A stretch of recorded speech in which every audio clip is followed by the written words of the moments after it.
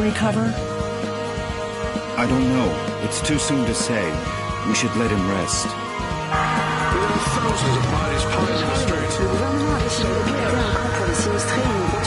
He's been very feeble for weeks. He can't get up. He doesn't speak. Do you think we should call a doctor? Call a doctor? Here? You're right. Let's just hope he wakes up one of these days.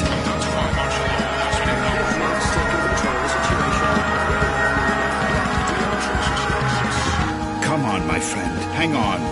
Don't give up. Please, let me get to this.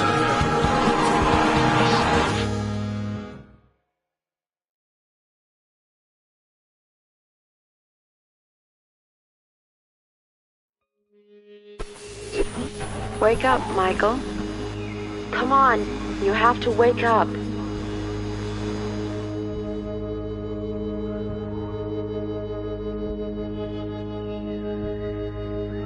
Who are you? Who's there? Please, Michael, wake up. Wake up. This silence. And this darkness. Where am I? Damn it. I can't remember. Where are you? Where are you hiding? Michael, please wake up. You have to wake up. Michael? Is that my name? Please tell me where I am. I can't remember anything. What's happening? What is this place? Please, tell me! Wake up, Michael. Please, wake up. Wake up now. Don't go! Please! Come back! Come back! This silence. This darkness. This emptiness.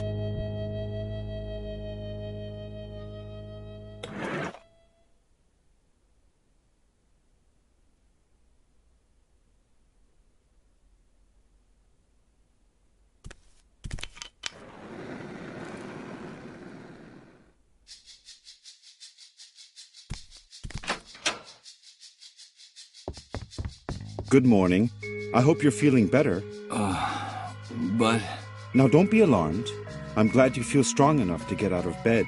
That's wonderful news. I must say you're looking much better, considering what you've been through, of course. Who are you? Ah, yes, of course. Forgive my manners. You've been with us for so long that I forgot that you don't know who we are. Allow me to introduce myself. My name is Rod Atkinson. Well, I was the director of the Municipal Property Registry before, well, you know, before the world collapsed on us. Pleased to meet you, Mr. Atkinson. But... where am I? What is this place? You are in what I venture to call our home.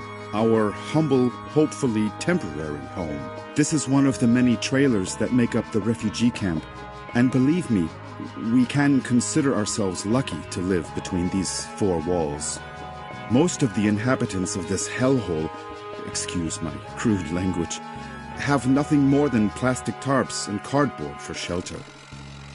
Wait a second. Did you say refugee camp? Yes, of course.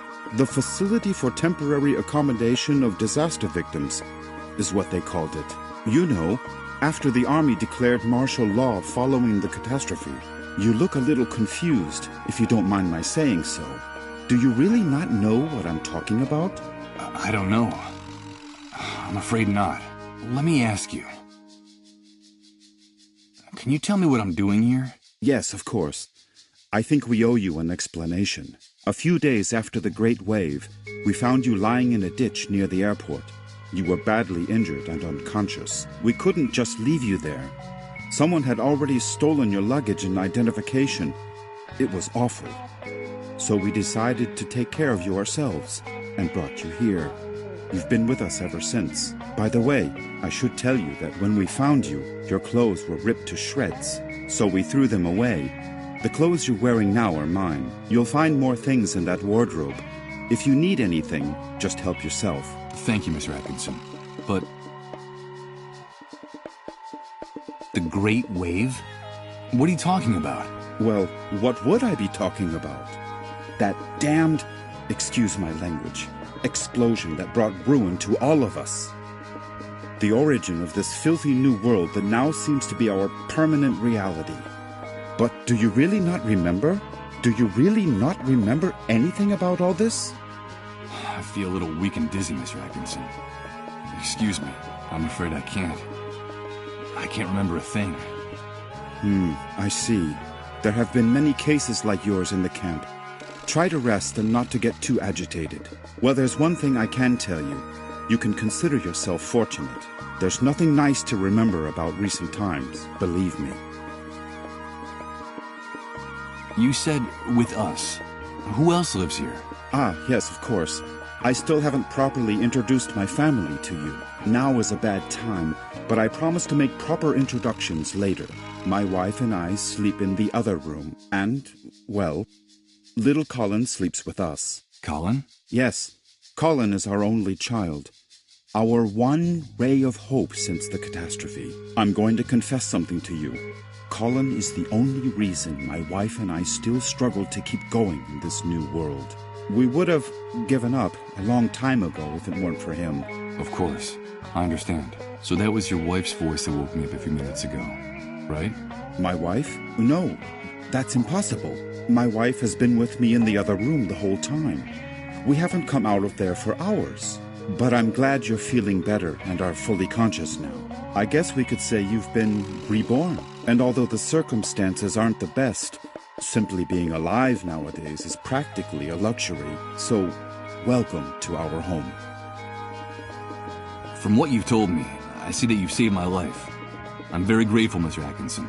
No, please. You don't have to thank us.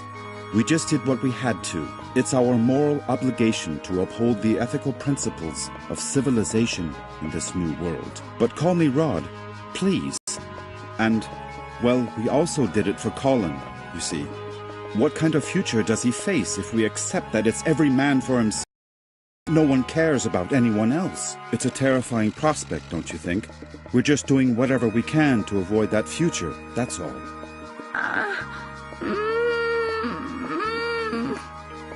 Rod! Rod! Please excuse me, but I have to leave you now. No, wait, please. What's happening? Don't go yet. I'm sorry, I understand that you have a lot of questions to ask me, but now isn't the time. Believe me, I promise to answer each and every one of your questions in peace and quiet later. Sorry, but I have to go. Rod, please, quickly! Okay, all right. Now that you're feeling better, you can go out and take a walk around the camp. But please, be very careful out there. The world you knew before is gone. Heed my warning, don't touch anything. Don't talk to anyone. And don't get mixed up in anything. At least until someone explains to you how things work in this new world the Great Wave left us. Everything has changed so much out there. All right. Thanks for the advice. Ah, one more thing before I go. You've been with us for quite a while now, and we don't even know what to call you. What is your name? My name? Michael. My name is Michael. Very pleased to meet you, Michael. We'll talk again later, I promise. Michael. That's what that disembodied voice called me. That must be my name. Wake up, Michael. That's all she said. Leaving me in this immense void where I can't remember anything. Great Wave? New World? Refugee camp? But what the devil could have happened out there? I think it might be a good idea to go out there and take a look.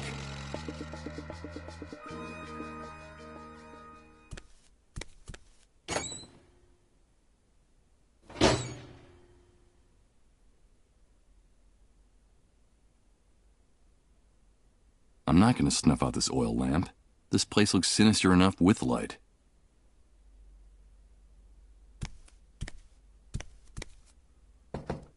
Impossible.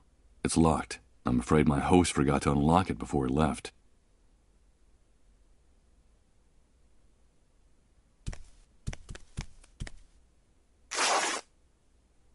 Well, look at that. When I pulled back the sheet, part of it got torn on the spring sticking out of the bed frame. I hope Rod doesn't notice.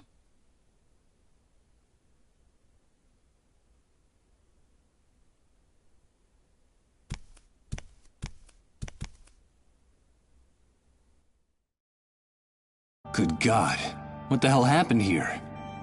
Rod was right. I don't know what hit this place, but whatever it was, it struck into its very foundations, without any mercy whatsoever. What's happening now? You better hide, dude. Don't you know that it's dangerous to show your face when the cleanup brigades come into the camp? You're new here, aren't you? Yeah, you could put it that way. Well, welcome to your new home. I'm Hank, but everyone calls me the Hunter. I'm Michael. But what's going on up there? Nothing, Mike, just routine. The cleanup brigades are taking away a sick person, a dissolved. You know how it is, just doing their job. Ironically, that house belongs to one of the camp moles. Those traitorous scumbags. Brigades, dissolved, moles. I don't know what you're talking about. I can't remember anything. Oh, I see, you're a blankhead. Well, you better get up to speed real quick if you want to survive here, Mike. Find me if you need help, dude. I can get you whatever you need. Doesn't matter where it is, how fast it runs, or where it tries to hide. That's why they call me the Hunter. All right. I'll remember that. Come back here! Don't take her away! Don't you know who I am? Come back here!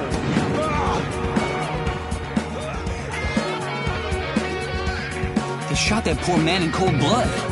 But why did they do that? Hey, Hank?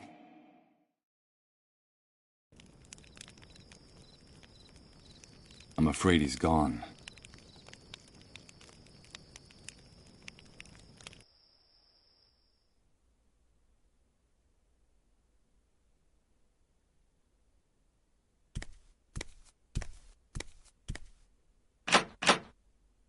It's no use.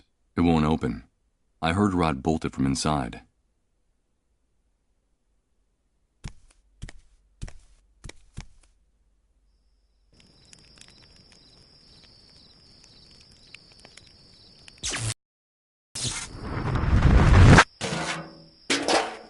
But what's happening?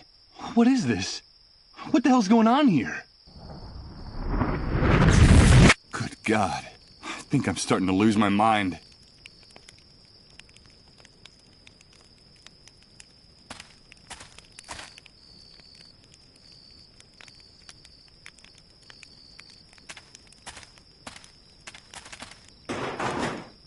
Time has left these hinges bent and rusted.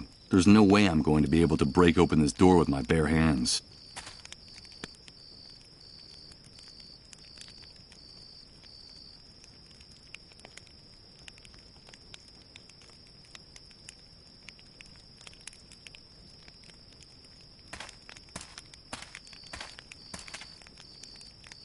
Hey, you! Don't even think of putting your paws on that shopping cart! Stay away from my stuff, or I swear I'll rip your guts out with my bare hands! Okay, calm down. I won't touch anything.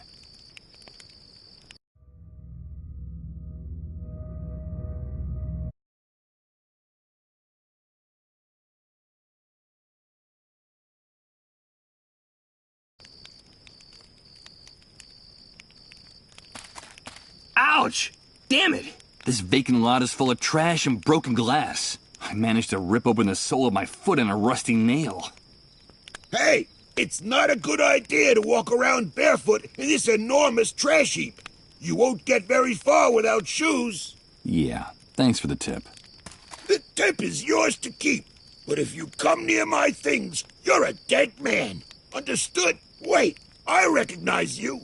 Aren't you the guy Rod's been taking care of in his trailer all this time? Yes, I am. Do you know Rod? Of course I do.